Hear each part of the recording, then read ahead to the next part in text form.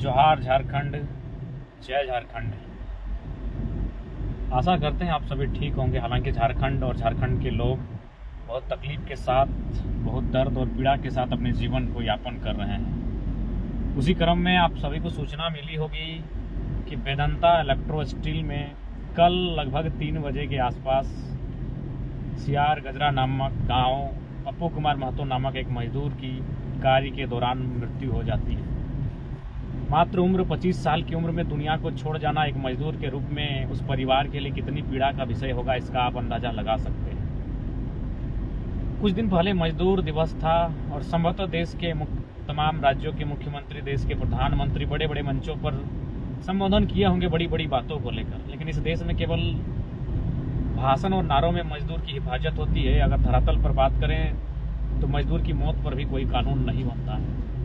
मजदूर, साफ शब्दों में कहा जाए तो मजदूर होता ही मरने के लिए, शायद ऐसा इस राज्य की स्थिति से लगता है। तो उसी क्रम में वेदांता इलेक्ट्रो स्टील, जो कि सियार जोरी बोकारो में स्थित है, पप्पू कुमार महतो की देहांत के पश्चात ग्रामीण सूझबूझ के साथ, एकजुटता के साथ, सामूहिकता के साथ एक आंदोलन करते हैं, धरने पर बैठते हैं और आश्रितों के लिए मुआवजा की मांग करते हैं और नियोजन की मांग करते हैं। फाइनली करीब रात के 3 बजे तक, जिसमें 50 एसडीपीओ महोदय, sub divisional police officer, SDM महोदय, सब डिविजनल मजिस्ट्रेट महोदय और साथ ही चंदन क्यारी थाना प्रभारी, सियार जोरी थाना प्रभारी, अन्य पुलिस दल बल की संख्या में कंपनी के एचआर की उपस्थिति में वार्ता होती है। लगभग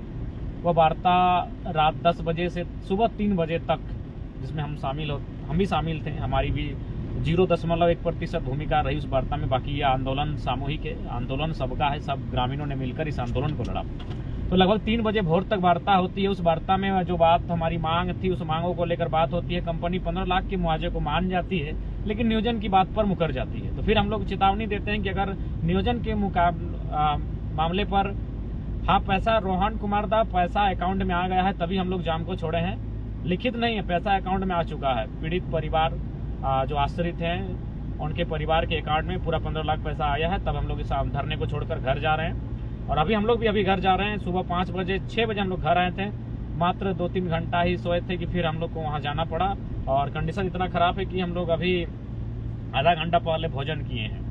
यानी एक लड़ाई को लड़ने के लिए कितना संघर्ष करना पड़ता है, उस बात का हम लोग बस अनुमान कर रहे हैं। बाकी हम हजारों हजार लड़ाइयाँ हमारे पूर्वजों ने लड़ा है।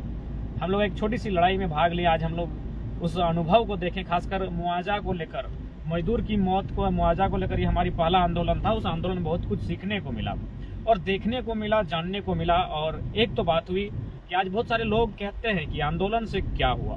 बहुत सारे लोग आपको कहते हैं कि साल भर से आंदोलन हुआ, उनको क्या फर्क पड़ता है, क्या नहीं हुआ।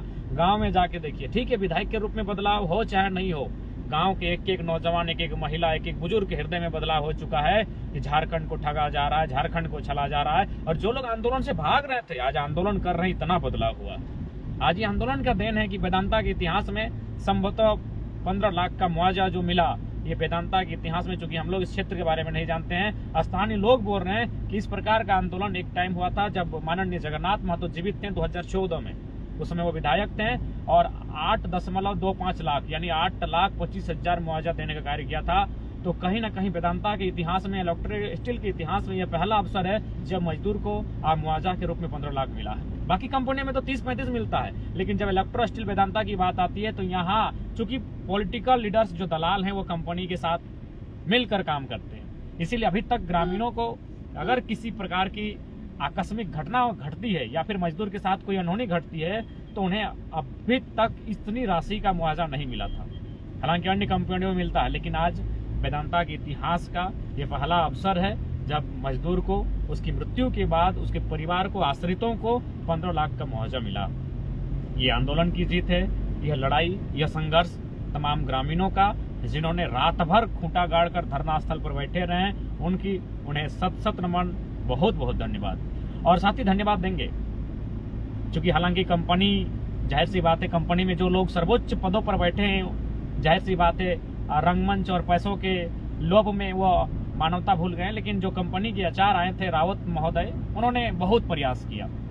प्रत्येक 5-5 मिनटों में उन्होंने अपने टेलीफोनिक बात की कि ग्रामीण लोग इतना मुआवजा मांग रहे हैं, उससे हिल नहीं रहे, तो उन्होंने अपने स्तर से प्रयास किया।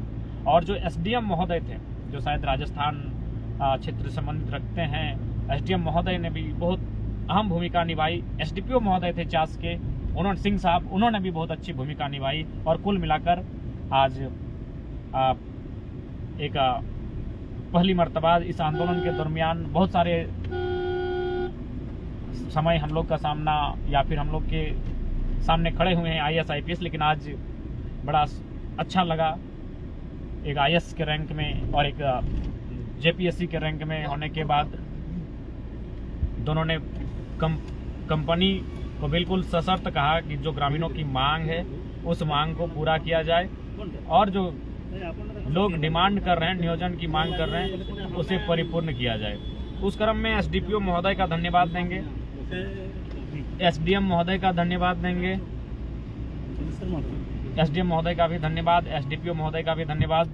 उन्होंने रात भर वे लोग भी वार्ता में लगभग 5 घंटा उपस्थित रहे, और कंपनी के एचआर का भी धन्यवाद देंगे। सबके सार्थक प्रयास से कुल मिलाकर पीड़ित परिवार को, आश्रितों को मुआवजा दिलाने में आज हम लोग आंदोलनकारी सफल रहे। और इस आंदोलन में भाग लेने वाले तमाम आंदोलनकारियों को भी बहुत बहुत आभार, बहुत बहुत धन्यवाद, जो रात भर मैंने इस मौसम में और खुले आसमान के नीचे सड़क के बीचों बीच रात्रि बिताने का काम किया, तो उनका भी धन्यवाद। और साथ ही एक संदेश, ये आंदोलन आज झारखंड आंदोलन के लिए तैयार हो रहा है, और ऐसा नहीं एक बार में ही निराशा को ना सोचेंगे, निराशा को लेकर हताशा होने की कोई आवश्यकता नहीं है।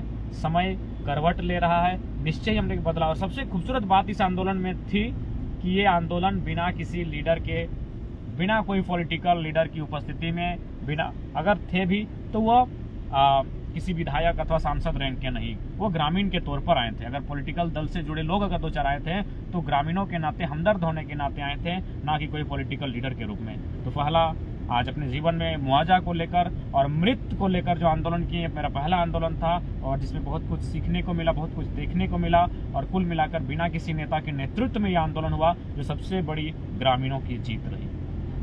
तो तमाम ग्रामीणों का, हालांकि बहुत दुख है कि एक 25 साल का नौजवान, बड़ा दुख, घर गए थे, उनकी माता की चित्कार, पिता का पीड़ा, दर्द को देखकर हम लोग भी बहुत दुखी हुए।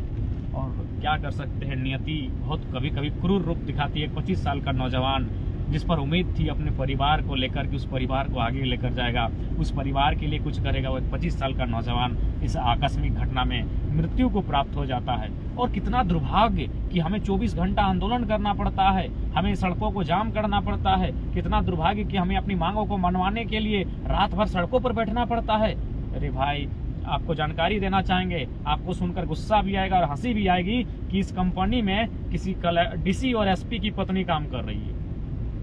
DC और SP की पत्नी काम कर रही, सोच के देखिए। विधायक लोग तो अपना आदमी लगाता है, वो तो कॉमन सुने होंगे कि किसी फैक्ट्री में, किसी कंपनी में विधायक लोग का रोल होता है।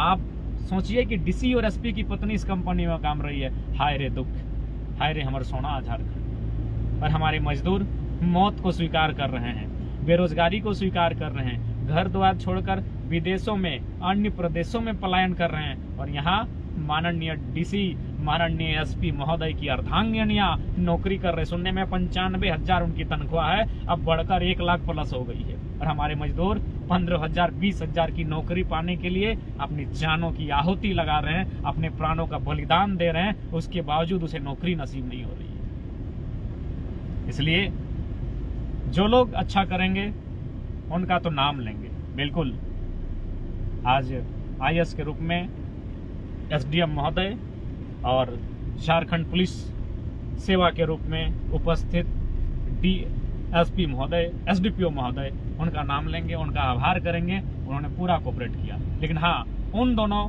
IAS IPS अधिकारियों का जरूर आलोचना करेंगे जिनकी अर्धांगिनियां यहाँ ड्यूटी कर रही हैं। यदि वो नियमता आई है तो हमें आपत्ति नहीं है, लेकिन आप तो जानते हैं नियमता कैसी आएंगी। जब DC और SP क्षेत्र के नहीं होंगे तो उनकी पत्नियां कब यहाँ बहाल की गई होंगी। यानी जाहिर सी बात है, कोई ना कोई अपनी शक्ति का दुरुपयोग करते हुए डीसी और एसपी की पत्नी यहाँ नौकरी कर रही है। हाय रे दुर्भाग्य मेरे राज्य का। और हमारे नौजवान जानों की, अपने प्राणों की आहुति दे रहे हैं। अब विधायक का तो नाम ही नहीं लेंगे, यहाँ दो को विधायक का दर्जनों आदमी काम कर रहा है। और हम लोग को यहाँ अड़चन डाला था कि नए नियोजन नहीं दे सकते हैं, ये हमारे रूल्स में नहीं आता है। हमने स्पष्ट कहा, रूल्स के लिए इंसान नहीं बने हैं, इंसानों के लिए रूल्स बनते हैं। नया रूल बनाइए। और फिलहाल नियोजन की भी प्रक्रिया में कागजी मोहर लग चुकी है और उम्मीद है कि नियोजन की प्रक्रिया भी पूरी की जाएगी। तो फिलहाल आश्रितों को, आश्रित पीड़ित परिवार को मुआवजा के रूप में, और हम लोग उसी के बाद घर जा रहे हैं, घर की ओर प्रस्थान करेंगे। हालांकि समय लगेगा। और बाकी सबको जोहार झारखंड, जय झारखंड।